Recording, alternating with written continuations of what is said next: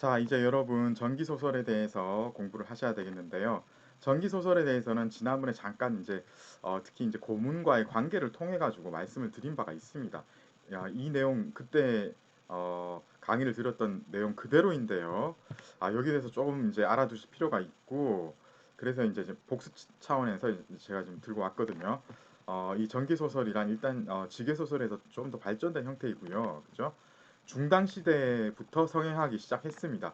고문과의 관계가 뗄래야 뗄 수 없는 관계죠. 중당 이전의 전기 소설도 사실상 고문에 가까운 문체로 이제 이루어졌다고 했죠. 예를 들면 이제 고경기나 보광총 백원전 이런 것들이 그렇다고 했습니다. 그죠? 유성굴만 변료체라고 말씀을 드렸고, 그런데 이제 이게 이제 중당 이전인데 중당대 이후부터는 수많은 이제 전기 소설들이 대부분 이제 고문으로 창작이 됩니다.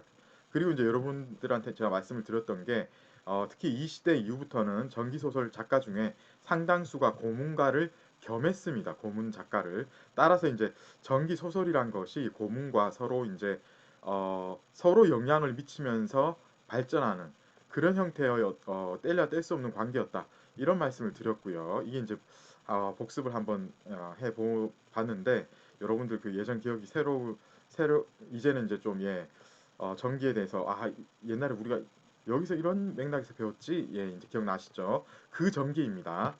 자, 그러면은 이제 전기 소설에 대해서 우리 책에서 얘기하는 것들을 한번 말씀을 드리도록 하겠습니다. 이게 이제 지게하고 비교를 하면서 이게 과연 무슨 뜻인지를 먼저 파악을 해야 되겠는데요. 전술하다는 뜻인데 기이한 것을 전술하다. 이러면은 괴이한 것을 기록하다. 이거하고 거의 거기서 거기에요. 도찐 개찐 같죠. 그런데 내용에서는 완전히 달라집니다. 지게는 좀 전에 우리가 양님 봤듯이 굉장히 단순한 기록입니다. 그렇지만 전기는 어떻다고요? 작가의 창의에 의해서 이 지계에 해당되는 짤막한 이야기들이 재구성되면서 서사의 구조가 드러납니다. 그러니까 이것들은 새로 창작된 허구적인 이야기들이라는 거죠. 따라서 여러분들 전기소설을 읽어보시면은 일단 지계에 비해서 이야기에 그러니까 서사 구조가 이제 딱 들어가야 되니까 곡절과 변화가 많고 그 안에 작가의 사상이나 인생관이 포함되어 있을 수밖에 없습니다.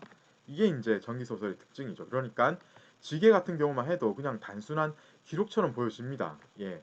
그래서 지자를 쓰는 거죠. 하지만 전기소설은 어떻습니까? 이 작가가 막 지어내어 가지고 이야기를 막 여기 꼬고 저기 꼬고 곡절과 변화가 생기는 거죠. 그야말로 소설의 느낌이 난다는 거죠, 이제. 예. 그리고 그 안에 이렇게 곡절과 변화를 주다 보면은 작가의 사상이나 인생관이 안 들어갈 수가 없는 거예요. 본격적인 소설에 근접한 겁니다. 그러니까 인생의 단면과 인간의 문제를 이렇게 딱 드러낼 수밖에 없는 거니까 작가의 사상이나 인생관을 포함해서요. 그러니까 본격적인 소설하고 정말 비슷해졌다. 이게 이제 전기 소설이다. 이렇게 보시면 되겠고요. 자, 그러면 이제 우리 전기 이게 이제 왜 갑자기 지기에서 전기로 이런 발생이 이렇게 발전이 어떻게 보면 발전이라고 해야 되겠죠. 발전이 일어났는가를 보면은 우선 이런 말씀을 드려야 되겠습니다. 사회가 바뀌었다. 따라서 사회 의식이 새로운 사회 의식이 등장하기 시작했다. 현실주의, 그죠? 이런 것들입니다. 우선 농업, 수공업, 상업이 발전하고 도시 자체가 발전을 하겠죠. 특히 이제 중당 이후에 이런 것들이 특히 두드러지는데 여러 도시들이 번영하고 교통이 발달되면서 소설의 주제가 확대되기 시작합니다.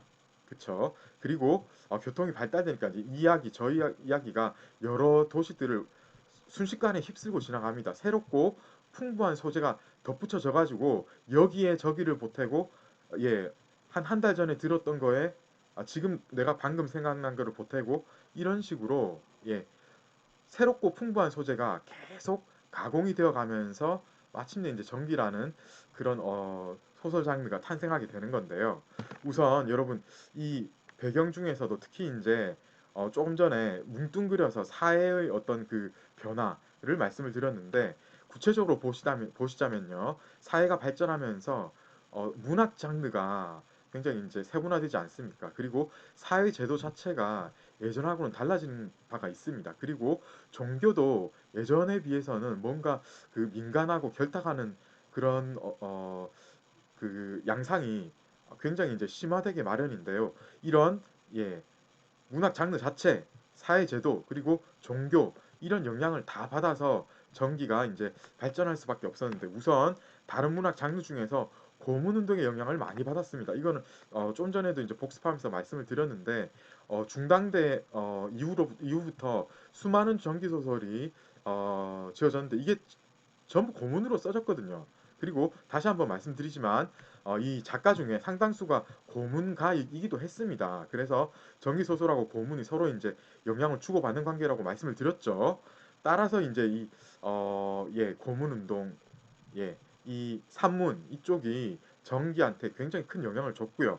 그리고 과거제도를 보시자면요, 이 사회제도 중에 과거제도를 보시자면 시험관이 이 딱 이제 정해지면은 이 지방에서 후보자들이 전기를 써가지고 전기하고 이제 몇 가지 이제 보태가지고 온건이라는 것을 작성을 합니다. 그래서 이 시험관한테 자기의 학식을 과시하기 위해서 이거를 보내거든요. 그러니까 이 온건이라는 것을 쓰는데 여기에는 여러 가지 이제 자기가 알고 있는 것들을 쓰는데 그 중에 전기식으로 써서 자기의 학식을 이렇게 이제 평가를 받고 싶은 마음에서 자기의 학식을 이렇게 과시적으로 써놓은 게 있습니다. 이걸 이제 온건이라고 하는데 이거를 계속 작성할 수밖에 없잖아요. 그죠? 그러다 보니까 이 전기체가 발전할 수밖에 없었다. 이런 말씀을 여러분들이 또 새겨 들어야 되고요. 그리고 이 위신남북조 이후로 불교가 이제 발전을 하게 되고 민간에까지 큰 영향을 미치게 되고 도교의 영향은 예전부터 계속 크게 있어 왔거든요. 특히 이제 이 불교하고 도교는 육아에서는 도저히 줄래야 줄 수가 없는 초현실적인 세계에 대한 이론, 이 풍부한 어떤 상상력을 자극할 수 있는 이런 것들을 끊임없이 제공을 하게 됩니다. 그래서 이제 바로 이제 전기의 그 소재 자체가 되기도 했고 해서 이 전기 발전에는 이 두 가지 종교가 아주 큰 영향을 미칠 수밖에 없었는데요. 자, 여러분, 전기 소설 문장의 특징을 한번 보셔야 되겠습니다. 우선 이게 이제 고문 위주의 서술 방식일 경우가 있고 크게는 이제 이렇게 두 가지로 나눕니다. 시가나 의론문이 중간에 삽입되어 있는 경우도 있습니다. 다시 한번 말씀드리면은 전기 소설의 문장은 크게 두 종류입니다. 우선 고문 위주라고 보셔야 되겠어요. 고문만 쭉 적혀놓은 것도 있습니다. 그런데 어떤 경우에는 고문 안에 시가나 의론문이 삽입되어 있는 경우도 있다. 이렇게 보셔야 되겠어요. 고문 위주로만 이렇게 쭉 되어 무조건 이제 고문으로만 다 되어 있다 이러면은 또 이제 이건 완전히 그냥 전기 소설이네 하고 넘어갈 건데 문제는 가끔 변려체적인 표현이 이 고문으로만 된 것에 위주라고 했으니까 다른 것도 있다는 말이잖아요. 변려체적인 게 들어가 있기도 한 겁니다. 특히 이제 어느 때인가 하면요. 정경을 늘어놓으면서 서술을 할 경우에요. 이럴 때는 두 가지 그 장점과 단점이 있습니다. 우선 장점은 뭐냐면은 실제로 어떤 소설처럼 실제적인 묘사를 하는 것보다 오히려 상상을 자극하는 면이 있습니다. 그죠? 이게 이제 왜냐면은 그 예를 들어서 그 호수를 묘사를 한다고 했을 때 그 호수의 외적인 것만 묘사를 하면 그건 소설이고 전기 소설 그대로의 고문 위주의 서술 방식이거든요. 그런데 그게 아니고 이 호수에 관계된 예전에 지어졌던 어떤 문학 작품들을 거론을 하기 시작하면 어떻습니까? 그렇다면은 어떻게 되는 것이지요?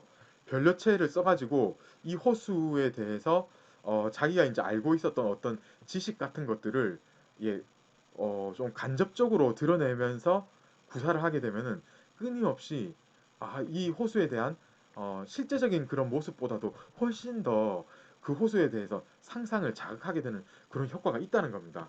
그렇지만 문제는 이렇게 화려한 수사를 하는 것은 여기 이런 것은 시가하고 일륜문이 삽입되는 거하고 비슷하거든요. 시가하고 일륜문이 삽입되면 그게 소설이겠습니까? 변려체로 길게 갑자기 들어가면은 그것은 소설이라고 볼 수 없는 어떤 이질적인 게 들어와 있다 이런 게 딱 느껴지는 거거든요. 사건하고 인물의 묘사 이런 것에 대해서 집중하지 못하고 그리고 못하게 되고 소설적인 전체적인 구성에도 방해가 될 수 없다는 겁니다. 방해가 될 수 있다는 겁니다. 그래서 이게 양날의 검이라는 게 가끔 변류체적인 표현이 들어가는 게 요런 것 때문에 어떤 효과적인 측면도 있지만은 이거 너무 남발하면은 이게 무슨 신지 뭔지 뭐 예, 산문 작품인지 분명히 소설을 읽는데 구별이 안 되는 경우가 있겠다. 그런 것은 분명한 약점이다. 이런 걸 아셔야 되겠고요. 그리고 이제 두 번째 경우에 이제 이 변려체가 가끔 들어가 있는 거하고 연관이 되겠는데 변려체도 변려체겠지만은 갑자기 시가나 특히 이제 의로문 같은 이런 예, 자기 주장이 들어간 어, 산문이 이렇게 삽입되어 있는 경우도 있습니다. 이것은 진짜 전기소설 발전에 한계를 가져올 수 있는 정말 큰 요인이었는데요. 생각을 한번 해보십시오. 시가 같은 경우, 의료문 같은 경우가 이 전기소설에 들어있다고 생각해 보세요. 어떻게 했습니까? 여러분 헐리우드 영화 아시죠? 우리는 헐리우드 영화에 익숙합니다. 그런데 여러분 발리우드라고 아세요? 발리우드. 예, 헐리우드에 견준다고는 하지만은 사실 인도 영화, 헐리우드 영화만큼 생산을 많이 합니다. 그런데 여러분들 인도 영화를 보셨으면은 처음에 적응이 잘 안 될 수도 있습니다. 왜 그렇습니까? 이야기 잘 하다가 갑자기 사람들이 춤과 노래를 시작하죠. 예, 화장실에서 노래하고, 예, 나무 위에서 춤추고, 길 가다가 노래하고, 갑자기 온 세상 사람들이 다, 예, 나를 돌아보면서 춤추며 노래하고, 이런 경우가 있습니다.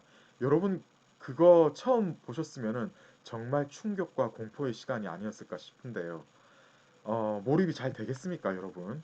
계속 보다 보면 이게 이제 발리우드의 스타일이구나 이렇게 하면서 넘어갈 수는 있겠지만은 처음 보시면은 그거 절대로 적응 안 됩니다.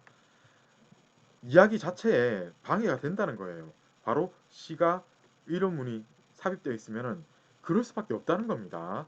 이게 이제 시가 같은 경우에는 속광이라고 여러분 아시죠? 이게 이제 노래로 이야기하다가 노래로 청중들한테 뭐 이 좀 효과적으로 어떤 감정을 전달하기 위해서 속광이나 강창 문학에서 이렇게 했거든요.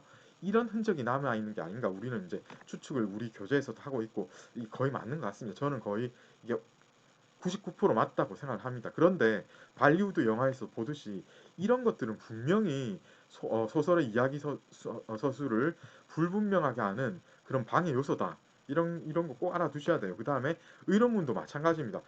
잘 나가다가 소설 이야기 하다가 갑자기 공자는 이렇게 말씀하셨는데 제 생각은 이렇지 말입니다. 하면서 갑자기 자기 이야기를 하는 거예요. 자기 의론문을 시작하는 겁니다. 이게 뭡니까 갑자기?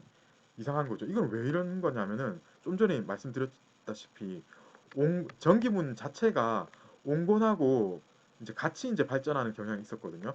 그래서 이제 자기의 온건 중에서 전기는 이제 자기의 이론을 주장하려고 그 실력자인 심사관한테 자기의 이론을 인정받으려고 쓰는 전기체 그 문투가 이제 온건에 들어가 있는 거였거든요. 그거 예, 이런 어떤 그 이유 때문에 이 이론문으로 된 게 나중에 이제 전기 소설 자체에도 등장을 하게 됩니다. 왜냐하면 이 전기 소설을 쓰는 사람들이 전부 사실상 거의 100%예요. 예. 웬만하면 이제 전부 다 이제 과거는 한 번씩 보고 그러거든요. 그러다 보니까 이 온건도 당연히 작성해 본 사람들이고 그러다 보니까 이제 자기 의론문을 쓰는 게 너무나 이 사람들은 자연스럽기 때문에 이렇게 정의 소설을 쓰는데도 이런 것들을 개입시키게 되는 게 있거든요. 그런데 이거는 뭐 말이 됩니까? 소설 이야기 하다가 갑자기 이제 자기 주장을 얘기하고 이상하죠. 절대로 소설처럼 그러면 안 보입니다. 이렇게 되는 악영향이 있었다. 예, 요런 크게 이제 두 가지 경우가 악영향의 어떤 그 이유는 똑같습니다. 소설처럼 안 보이게 하는 그런 소설처럼 안 보이는 느낌을 주게 하는 이런 게 있었다. 이렇게 보시면 되겠습니다. 자, 이렇게 해서 이제 전기소설 문장의 특징을 했고, 이제 전기소설 중에 어떤 소설들이 있었는지, 마지막으로 전기소설의 이제 문학사적인 가치는 어떤 것인지, 이런 것들을 여러분들이 파악하셔야 되겠어요.